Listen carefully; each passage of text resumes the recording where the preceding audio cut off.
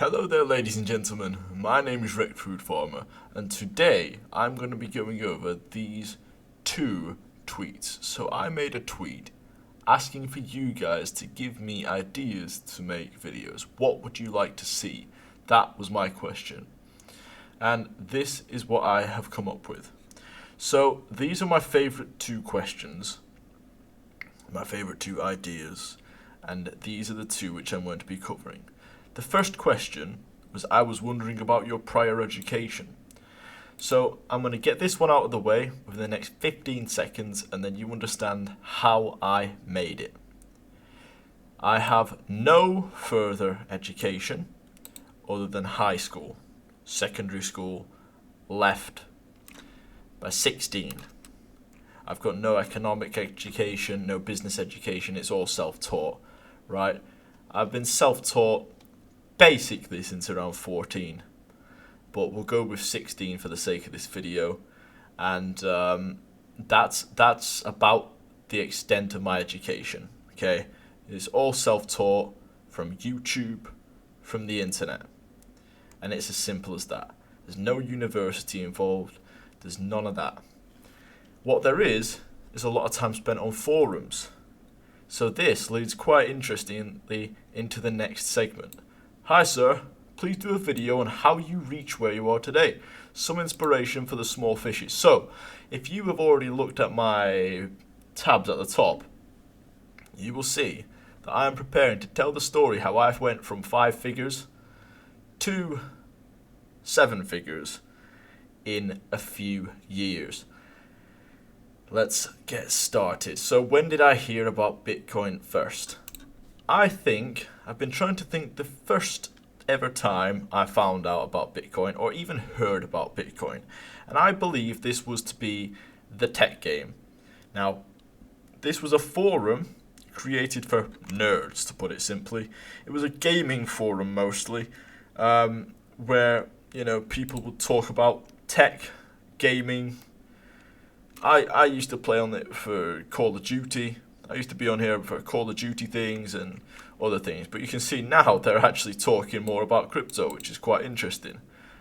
That was not planned. I thought this was mostly a gaming forum, but when I was a member of this back in the day, and it was called the Tech Game Gold, I don't have an account anymore, I can't remember my login.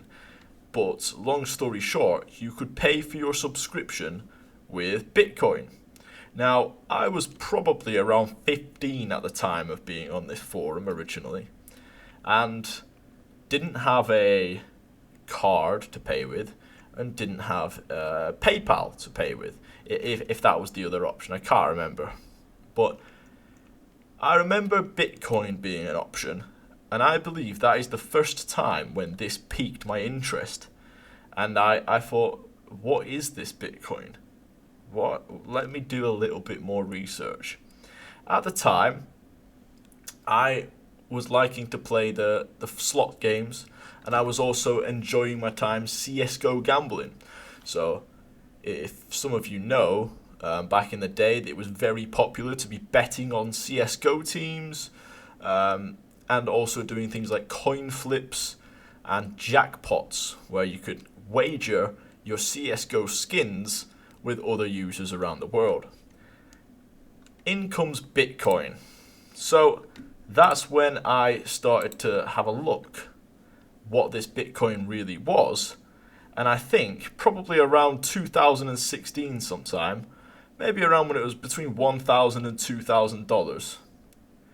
I think that's when I've really looked at Bitcoin for the first time and thought, maybe I can use this to gamble with, because I'm under 18, I can't legally gamble, and I went down the rabbit hole. First thing that I remember finding with Bitcoin was pocket dice. Now, full disclosure, do not use this now. By the looks of things, they have taken people's money. I see right here, pocket dice scammed for 102 Bitcoin. So, do not use this right now. But back in the day, it was a somewhat legitimate site that I played on and had fun on. I was a 15, 16-year-old who liked to gamble. So if I could, and obviously I could not sign up on websites such as, well, the popular registered and licensed gambling sites. So I found my way with these. Now, I do not recommend any youngster getting into gambling. I think it's a bad addiction. And later on, this came back to me, and it is addictive, and it's somewhat hindered me. But it's how I started. It's how I got involved, so I'm sharing it. After playing around with pocket dice, that kind of gave me more curiosity about, so I guess it's a currency, but what does it really do? I was buying it at the time to gamble with, but at the same time, I still didn't particularly understand it. After doing more research, I think this is maybe around 2017 times, I came across the next little gem, let's say, Tron. I know the people who will have been around at the time will have also remembered this time. So this is, skip forward a little bit now to about December 2017. And I originally remember buying it at around 5 cents. Probably that little peak there. I bought more. We dropped. And then, seemingly overnight, we went from 5 cents to 21 cents. The volume had gone from 180 million to 4 billion. And I'd never seen anything like this, right? This was my first go at investing. I had already put money in. And what was I doing every single day that it was pumping? I was transferring all of my pocket dice profits into Tron, thinking this is the greatest thing ever. I was totally under the impression that Tron was going to be the next internet. That was my thesis. Remember, I was only 17 at the time. That was my idea. This is going to be the new Facebook, the new internet, etc. So, my Tron story didn't end there, though. It started there, but it didn't end there. Unfortunately, I don't think it ended until about 2019 or 2020. But this is just the start of the Tron journey. We found some little gems along the way, and with some of these little gems, we made quite a little bit of money. Tron Dogs was the first one. Some of you may know it, some of you may not know it. Tron.game it's a Chinese game that they created at the time and was the biggest Tron game at the time. It was marketed by the team. It was good fun. I made money flipping these Tron dogs. Oh, would you look at that? It looks like they have also scammed. So it seems like they have also run off. So this is not good now. Okay. This is insane. Is everything that I'm going to show you now just going to have gone up in smoke over the years? Maybe. But anyway, this was an earlier time in crypto. I somewhat expect it, to be honest. But as you can see here, this guy said, I bought a store in Tron Dogs last January. And that is exactly what I did. Actually, I had an investor who gave me enough Tron to open a store because he didn't have the time. He had the capital, but he didn't have the time. So we had a contract wrote up and we went about our business. I think that it was something like 50,000 Tron to open a Tron Dog store, and then you needed capital to actually buy the Tron Dogs. And this was like one of the first kind of style of NFTs. They would be known today as NFTs for sure. Back in the day, they weren't. But I can guarantee you I had some of the rarest Tron Dogs in the game. And together, me and this American fellow, whatever your name was, can't remember. If you're watching this, shout out to you. We made a little pile of cash. What did we do? Did we finish it there? No. I found a new game. This one is called Crop Bites. So I was playing this game back in, I think it was late 2017, early 2018. I can't honestly remember. But it still stands. And now this has developed into something much more. 2018 it seems for this one. And I was rolling the profits from one into the other. I ended up paying the guy his investment back, and we parted our separate ways actually. And that is where I found this one. I had earned some more startup capital, because obviously gambling is not the most lucrative business. So it's not as if I put in £10 on there and came out with a few £1,000s. No, that's definitely not how it works for the majority of people. But with a collective, little gain on here, I would say this got me up to a few $1,000s, maybe $3,000 or $4,000. And getting lucky on crop bites is actually what probably took me from that 3 or 4 to maybe $10,000 or $15,000, which was amazing at the time. Bear in mind, the Tron price has already gone down. The Tron price is at maybe 2 cents during this period. I think it was around this time, wasn't it? So maybe 4 cents, I guess. 3 cents, 4 cents. But I've already lost 90% of my money by putting it into Tron at the peak. My initial startup capital, I should say. So I've lost most of my money, and now I'm working in the bear market to build it back up, playing these games, referring people. I cannot tell you the amount of Tron I got for referring people to sign up to this. Back in the day, they used to pay per referral to be joining the Telegram groups and to be doing medial tasks. And that's what I did. I would share these with my social circles on Facebook, on Instagram, and actually get users to join, get users to sign up, and I would get paid for that. Next came Aetherium. Now, I was definitely not lucky enough to get in before $1. I wish I was. I wish that's what I was originally paying attention to, but I don't think I would have understood it. Now, where I did get involved in Aetherium was probably... I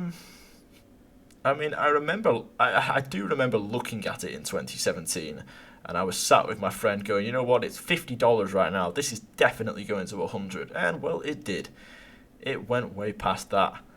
But, let me see what time. I might have got this slightly out of line, but it's somewhat right. Okay.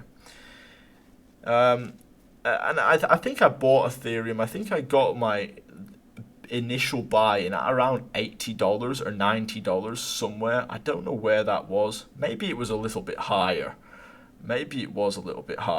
I'm not sure. But the fact is, I started buying Aetherium. I can't say I particularly understood it. I think I just saw it as the second or the third highest market cap project and thought, well, there's probably more chance that this is going to grow than Bitcoin's going to grow at the time. I was probably still under the guise that it's cheaper, it had a tiny market cap back then, and I could see growth in it. And growth happened. But at the same time, I was still young, I was still interested in the games. In comes Everdragons. Everdragons was another project that you would call an NFT project today, but back in the day, it was a game. It was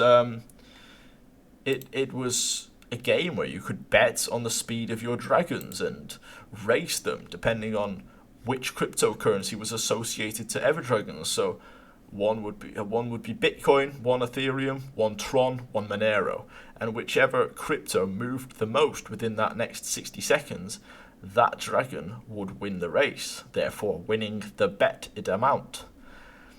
I purchased a load of the eggs, I sold a load of the dragons. It's, it is what it is. Made a little bit more money. Also from referrals. CSC game. This was another one where I made money referring people to sign up. And now these were things where they were just giving users to sign up for free. It was not like I was referring people to buy anything. No, they were referring you to get your friends into the Telegram groups, to follow them on Twitter. I remember this CSC game, I must have farmed in referrals probably around 5 or 6 Ethereum worth of tokens. Not tokens. Well, they would be NFTs. They were, I mean, I guess they would be NFTs today. Now I see that this game has gone on to actually do something. They have, in 2019, it seems that they have launched on Steam, I think. Yep, they've launched on Steam. And, you know, that's pretty cool, considering that in 2017, I was there trying to help build their community, and they were paying me in pictures like this one. This was one of the original NFTs, I'm going to call it, which you got given when you signed up and referred, I don't know, 15 people to sign up, something along them lines, which is super cool. But let's get out of the gaming kind of thing. You know, I was making money on pretty much every one of these. Some of them I lost a little bit, but made up for it in other ways.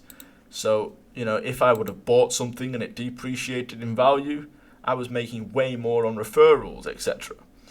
Because bear in mind, I was an avid gamer myself. But I think skip a couple years, I think this mostly happened in around 2018. And then I think 2019 I kind of left. I had a few holdings. I think I moved most of it to things like Bitcoin. Well, I definitely moved most of it to things like Bitcoin. And then 2020 came along. The summer of 2020 came along. And I was messing around in a few of the early DeFi farms and things.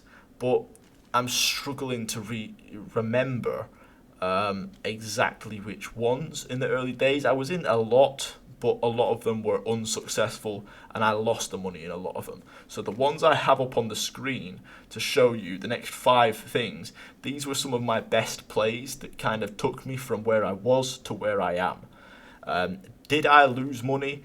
Yes. Did I get rugged? Yes. Did I make mistakes? Yes. Did I get scammed? Yes. It was not a straightforward moon mission like this graph may seem. But one of my early plays, which was in around December 2020, this was, I think, one of the first times where I thought, wow, this is serious. And I kind of started to understand the power of DeFi, particularly. And it was Badger. So I've got a lot of love for Badger for taking me from where I was to where I am, because I can't remember the exact sums, but I remember this was my first 6-figure trade. So this was one where it took me from maybe $30,000 to upwards of $300,000. And for a chap like myself, that was a huge, huge sum of money. And I think I did it brilliantly. I got in at, I can't remember exactly, but somewhere between $6 and $8. Somewhere between $6 and $8, which I rode up and I sold at $80. I sold it on the perfect day. There has never been a better time in history to sell Badger. And it was obviously not me who caused the crash, selling my little $300,000 worth when the volume was 101 million. But I believe that was the same day that Alameda Research started selling as well. You know, Sam Bankman-Fried started selling as well. So I could not have timed that better. You know, I got in at, I think, around $8. Let's just say $8 for ease of it. And we went from about 30,000 up to 300,000. And that was an amazing, amazing gain for me. That was the one that blew me away and really sent me down the DeFi rabbit hole. But I was not all in DeFi at that point. And I'm still not all in DeFi today. I started looking for the next thing which I thought was going to pump.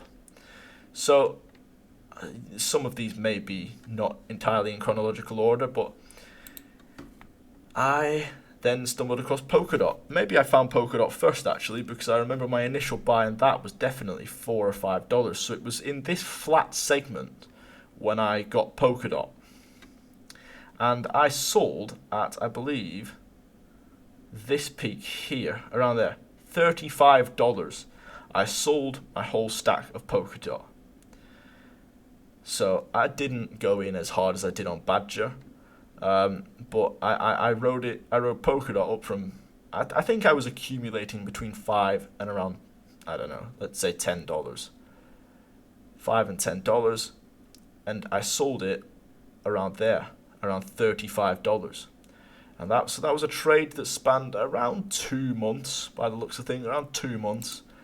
And the nice thing about that one, well, I suppose you could say the same about Badger, is I was farming the token while it was going up in price, because the liquidity mining program was going on with Badger at the time.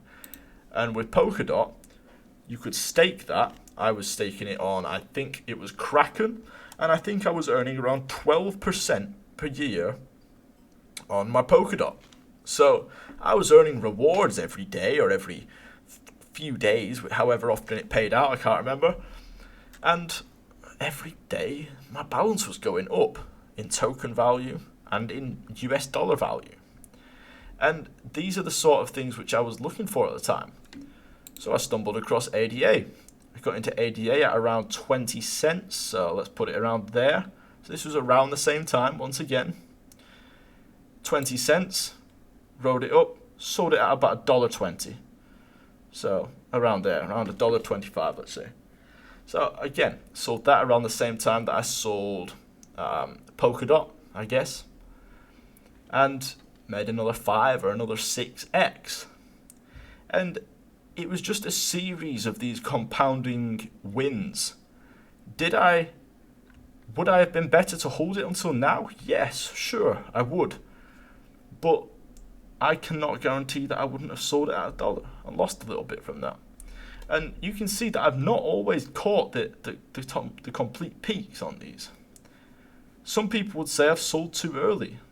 I know there was a lot of hate at the time for people who were selling ADA at $1. Well, I got in at 20 cents. If I've made 5 times my money, if I've turned 20,000 into 100,000 within a month, I am going to sell a lot of the time, right? And that's just how it is. And that was always my strategy. If I make a big profit that I'm happy with, I will take that profit. Because I made that mistake with Tron when I didn't. I didn't take that profit, and it was coming down, and I was adding more like a fool. I'm pretty sure I emptied my full bank account into it, like a fool. So I feel like I learned that lesson. I did not want to be stuck on the sidelines for 3 years while the token price recovers. So if I made a nice profit, I would take it and move it on to something else. In comes Binance season. You can see Binance was flat for so long. You had an amazing chance to accumulate at all of this. And when did I accumulate? I accumulated here at $50. Now, here's a little sad story for you guys. I had a big, long position open when BNP was $51. And you know what? Because I have butterfingers and I did not have the entire conviction in it. This was I think it was a 20x or a 30x long at $50, $51, $52. BNB came down to $50 and I closed the position. I closed the position at maybe a couple $100 loss. If I would have kept that position open for just 1 month, it would have been an absolute colossal gain. 2 months would have been even greater. And that was a big flop for me. You know, I didn't make that money. I should have. I could have, but I didn't. Because I didn't have the conviction in it. I didn't hold my hands strong. But what I did after that is I found Pancake Swap. And Pancake Swap did me brilliantly. I think I got in originally at $5 or something. And I'm pretty sure, I think maybe I got in here then actually, around $10. Because I remember riding it up to about 35 once again. So I think I must have got in on this dip in March, and I guess that was around Binance Smart Chain season. My idea This was after the Uniswap airdrop. I remember that. And I just thought that, well, if DeFi is going to be huge, and Binance is the biggest exchange, I believed that Binance would also have the biggest DeFi casino. I knew that Binance was backing them, that they were, kind of vouching for Pancake Swap, that this is not a scam project. So I threw money at it. Like a true ape, I would throw money at it. And again, same as Polkadot, same as Badger, I was earning tokens on top of that. So the price was going up all that time, and I was earning more and more and more because I was in the Pancake Auto Compound pool. And I think that pretty much sums up my story so far of how I've got here today. Yes, there's been plays after that I've made, like Spell, like Keeper. But this was more of the earlier days. This was pretty much everything up until this year, really, or up until the last 6 months, until there's been a few new narratives pop up. But these were the early narratives. This is showing you my journey, showing you that how I found crypto, how I lost my crypto, how I started to earn it back, and then my speculative investments that turned out to be the right choice. And is it as easy to do that today as it was to do last year? I don't know. I can't say. But when things are pumping, you want to have your money in the market. That's what I would say. Because when your money is on the sidelines, it's not doing it. It's not going to do good for you. You keep your money in your bank, you're going to be losing a few percent every year to inflation. That's your tax for keeping your money in the bank or for keeping it in cash. Whereas I could have thrown money at anything over the last few years. I could have thrown my money at almost anything, and I would have still made a lot more than I threw at it. For the most part, anyway, bear in mind, for the most part. But these are the things that I threw money at. These are the things that worked for me. And these are the sort of things that got me to where I am today. So I appreciate you all for watching. Thank you to Mr. Blank Tan and Join the Future for the lovely questions. Go and follow me on Twitter if you haven't already. I do really appreciate all of you, every one of you. Thank you so much for watching. My name is Wrecked Food Farmer. I hope this has given some people some inspiration. And have a great day.